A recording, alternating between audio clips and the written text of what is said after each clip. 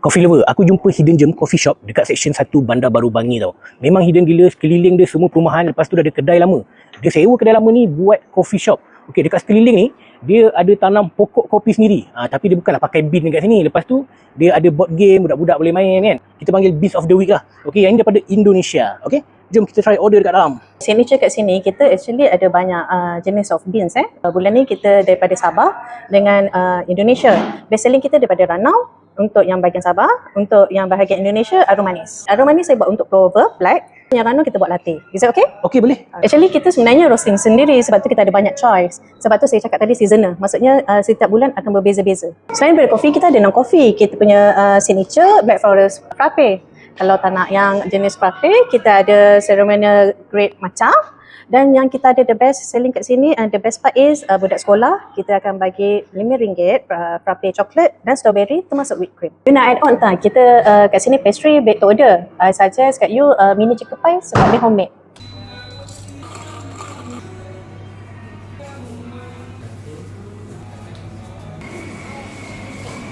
Arum Manis Bean ni dia akan ada 3 flavor yang berbeza. Bila panas rasa lain, tuam rasa lain, sejuk rasa lain. Sejuk tu kita akan dapat rasa lah dia punya sweetness ataupun masam-masam daripada kopi ni.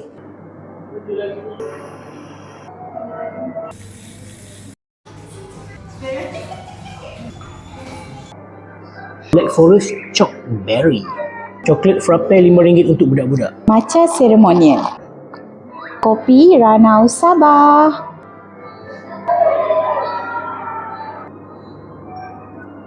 Aglio olio pun sedap. Creamy carbonara tau, diorang tak buat banjir.